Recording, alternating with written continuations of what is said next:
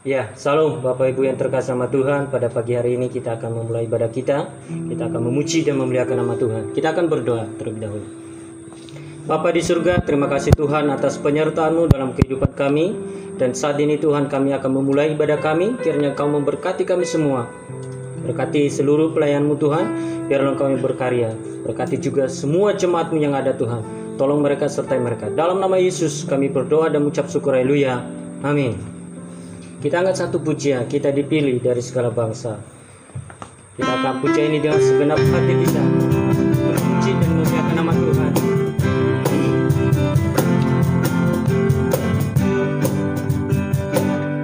Kita dipilih dari segala bangsa.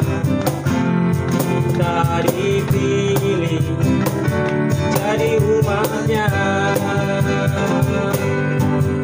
Dipilih dan dikuduskannya, kemuliaan hanya bagi-Nya. Terimalah kemuliaan dan hormat kami, terimalah sembah kami, puja kami. Terimalah kemuliaan dan hormat kami, terimalah sembah puja kami. Dipilih dari segala bangsa, kita dipilih jadi umatnya. Kita dipilih dan dikuduskannya, kemuliaan hanya bagi-Nya.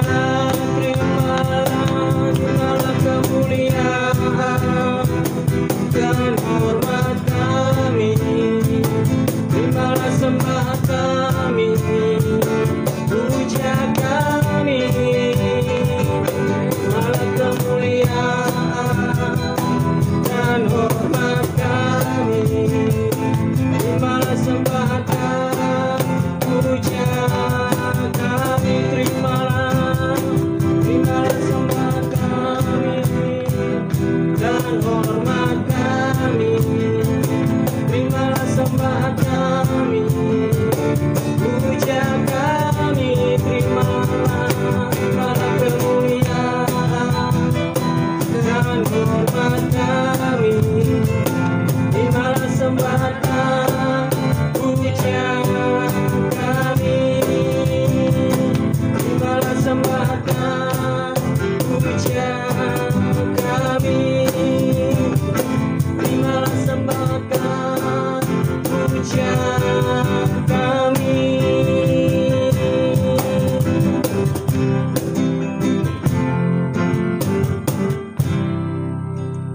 Bapak Ibu yang terkasih sama Tuhan, kita dipilih dari segala bangsa untuk menjadi anak-anak Tuhan.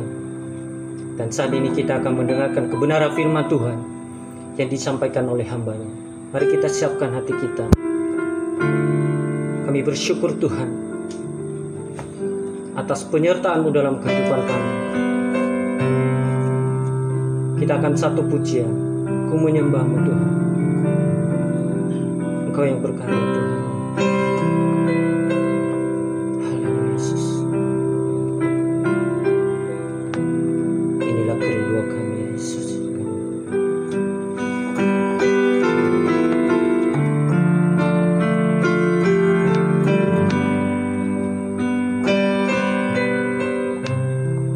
Haleluya Yesus.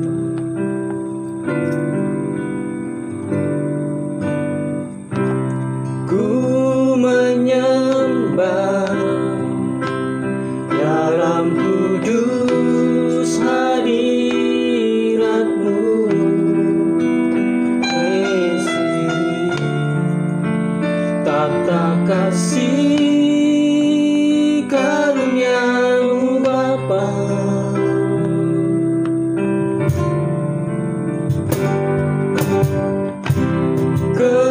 kekuatanku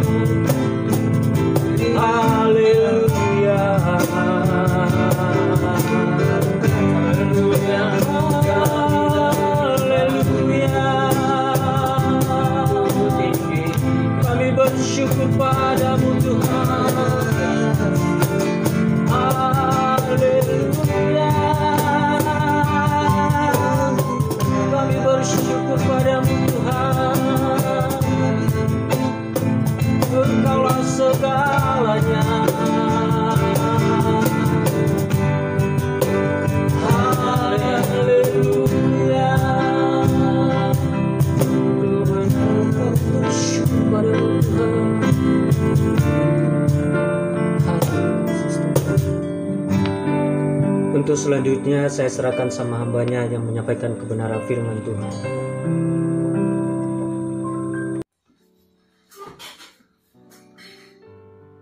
Selamat pagi, Shalom Bapak Ibu Saudara-saudara yang dikasihi Tuhan. Pada minggu pagi ini kita akan bersama-sama mendengarkan dan merasakan firman Tuhan. Tapi sebelum itu marilah kita terlebih dahulu berdoa memohon penyertaan dan bimbingan Tuhan. Mari kita berdoa. Bapa dalam surga, kami bersyukur untuk kasih setiamu, untuk pimpinanmu atas jemaatmu, untuk kami semua Tuhan. Kalau pada saat ini kami bersama-sama ingin mendengarkan sabdamu, Tuhan kiranya berkenan untuk hadir menolong kami. Berkati hamba-Mu yang akan menjadi penyampai dari kebenaran firman-Mu, sembunyikan di balik salib Tuhan yang kudus, sehingga biar hanya kebenaran firman Tuhan, hikmat daripadamu yang Dia sampaikan. Di dalam nama Yesus kami telah berdoa. Amin. Bapak Ibu Saudara-saudara yang dikasihi oleh Tuhan, firman Tuhan kita akan bersama-sama baca dari Injil Matius pasal yang kelima. Injil Matius pasal yang kelima. Kita baca dari ayat yang ke-38 sampai dengan ayat yang ke-45. Yang demikian sabdanya. Kamu telah mendengar firman, mata ganti mata dan gigi ganti gigi. Tetapi aku berkata kepadamu, janganlah kamu melawan orang yang berbuat jahat kepadamu. Melainkan siapapun yang menampar pipi kananmu, berilah juga kepadanya pipi kirimu. Dan kepada orang yang hendak mengadukan engkau karena mengingini bajumu, serahkan juga jubahmu. Dan siapapun yang memaksa engkau berjalan sejauh 1 mil, berjalanlah bersama dia sejauh 2 mil. Berilah kepada orang yang meminta kepadamu, dan janganlah menolak orang yang mau meminjam daripadamu. Kamu telah mendengar firman, kasihilah sesama manusia dan bencilah musuhmu. Tetapi aku berkata kepadamu, kasihilah musuhmu dan berdoalah bagi mereka yang menganiaya kamu. Karena dengan demikian kamu menjadi anak-anak Bapamu yang di surga, yang menerbitkan matahari bagi orang yang jahat dan orang yang baik, dan menurunkan hujan bagi orang yang benar dan orang yang tidak benar. Demikianlah firman Tuhan. Yang berbahagia tentu kita semua yang mau mendengarkan firman ini, menyimpannya dan melakukannya di dalam kehidupan keseharian. Haleluya. Bapak Ibu Saudara yang dikasihi Tuhan, firman dari Matius pasal 5 ayat 38 sampai 45 ini merupakan bagian dari khotbah Yesus di atas bukit. Dan khotbah di atas bukit ini diakhiri dengan perikop tentang 2 dasar. Ya, 2 dasar ini berbicara hal membangun rumah di atas pasir atau membangun rumah di atas batu. Sekilas kalau kita memperhatikan perintah ini di Matius pasal 5 ini, kita melihat mata ganti mata, gigi ganti gigi. Tetapi aku berkata kepadamu, janganlah kamu melawan orang yang berbuat jahat kepadamu. Melainkan siapa yang menampar pipi kanan, beri juga kepadamu pipi kiri. Nah, sekilas firman ini akan terasa sangat-sangat sukar untuk bisa kita lakukan. Dan ini memang sebenarnya sesuatu yang dibawa oleh Tuhan Yesus di Israel pada waktu itu, di komunitas Yahudi pada waktu itu adalah suatu peradaban baru. Peradaban lama mengatakan mata ganti mata, gigi ganti gigi, balas membalas. Dalam peradaban lama ada dendam. Tapi di sini Tuhan Yesus membawa satu peradaban baru yang tidak ada dendam. Di mana di sini ada lompatan panjang, Bapak Ibu Saudara yang dikasihi Tuhan. Kekristenan itu lompatan panjang dalam spiritualitas. Setidak-tidaknya lompatannya itu 2 level ya. Kalau pada level awal itu gigi ganti gigi, ya, balas membalas. Level di atasnya adalah tidak membalas. Nah, level di atasnya lagi adalah ditampar pipi kanan, beri juga pipi kiri. Nah, firman ini memang bukan firman yang mudah. Dan memang ini Tuhan berikan buat kita. Dan pasti kita akan mengalami kesulitan dengan firman ini. Tapi setidak-tidaknya kita mengerti bahwa ini loh standar firman Tuhan. Seandainya kita belum mampu melakukannya, minimal di dalam pemikiran kita itu ada satu pemikiran bahwa seharusnya kita itu berproses ke sana. Kita ngerti bahwa di Purwokerto itu ada gunung, ya, namanya Gunung Slamet, yang ada puncaknya. Kita ngerti ada puncak. Tidak selalu di antara sekian banyak orang Purwokerto itu pasti sampai puncak Slamet, tapi minimal orang Purwokerto ngertilah ada Gunung Slamet dan di sana ada puncaknya. Sama halnya orang Kristen mestinya ngertilah ini ada perintah yang levelnya itu lumayan level yang sangat tinggi, hal mengasihi, hal tidak membalas dendam. Kita perlu berproses ke sana, Bapak Ibu, tapi tentunya bukan dengan kesadaran bahwa ini butuh waktu, butuh usaha yang tidak mudah. Bapak Ibu yang dikasihi Tuhan, kalau kita berbicara masalah firman Tuhan, tentu gereja Tuhan, para hamba Tuhan, para pelayan Tuhan selalu memberitakan firman. Contoh sederhana, misalkan firman dalam hal tabur tuai, menaburlah, maka kamu akan menuai. Apa yang kamu tabur itu juga yang akan kamu tuai. Menabur benih padi akan menuai padi, menabur mangga akan menuai mangga. Menabur baik, menuai baik. Menabur jahat, menuai jahat. Ini salah satu kebenaran yang mestinya kita juga mengerti. Persoalannya adalah kita mampu nggak melakukan kebenaran itu. Jangan sampai kebenaran firman Tuhan itu hanya menjadi sebuah konsep. Kebenaran firman Tuhan itu hanya menjadi sebuah pengetahuan. Kita ngerti, tapi kita tidak melakukannya. Nah, ini Bapak Ibu Saudara-saudara yang dikasih Tuhan. Di sini ada perintah, apabila seseorang menampar pipi kananmu, berilah juga pipi kirimu. Apabila orang mengadukan engkau karena mengingini bajumu, serahkan juga jubahmu. Ada dua hal yang kita juga bisa pelajari bahwa firman Tuhan itu, yang pertama itu adalah aspek kemampuan batiniah. Bagaimana mungkin kita memiliki kemampuan untuk bisa mengampuni kalau di dalam jiwa kita ini tidak ada kemampuan mengampuni? Bagaimana mungkin kita bisa memberi kalau jiwa kita ini pelit? Bagaimana mungkin kita itu bisa tidak dendam sementara jiwa kita ini penuh dengan kemarahan dan penuh dengan dendam? Jadi dalam hal ini Bapak Ibu Saudara yang dikasihi, kita harus mengerjakan satu perkara. Yang pertama kali adalah kerjakanlah di dalam diri, kerjakanlah batinmu. Ketika Tuhan memilih Daud, Tuhan ngomong sama Samuel, jangan lihat perawakannya. Manusia melihat apa yang di luar, tapi Tuhan melihat apa yang ada di dalam hati, apa yang di dalam batin. Jadi PR bersama bagi kita adalah kerjakan batinmu, kerjakan hatimu. Mengapa? Karena Amsal bilang, jagalah hatimu dengan segala kewaspadaan, karena disitulah terpancar kehidupanmu. Jadi kita akan sangat susah membawa diri kita itu pada perilaku yang mengasihi kalau jiwa kita ini tidak ada jiwa yang mengasihi. Akan sangat susah bagi kita untuk berperilaku sebagai seseorang yang murah hati seperti khotbah di bukit, sementara hati kita ini penuh dengan perasaan kekurangan dan pelit. Sehingga dalam hal ini pertama kali yang harus kita kerjakan adalah bagaimana Anda memproses batiniahmu, batiniah kita bersama. Kita proses agar batin kita itu memiliki jiwa yang murah, memiliki jiwa yang lapang, memiliki jiwa yang ikhlas, memiliki jiwa yang mampu memberi. Sebab tanpa jiwa yang ikhlas, tanpa jiwa yang mampu untuk lapang, tanpa jiwa yang agak sedikit dilebarkan seperti samudera, sangat susah bagi kita untuk menerima sesuatu yang mungkin tidak seperti yang kita harapkan. Bapak Ibu Saudara yang dikasihi Tuhan, memang ini bukan pekerjaan yang mudah, tapi biarlah di masa pandemi ini kita mencoba untuk mengerjakan hal ini. Cobalah kita belajar merenungkan ke dalam diri kita sendiri.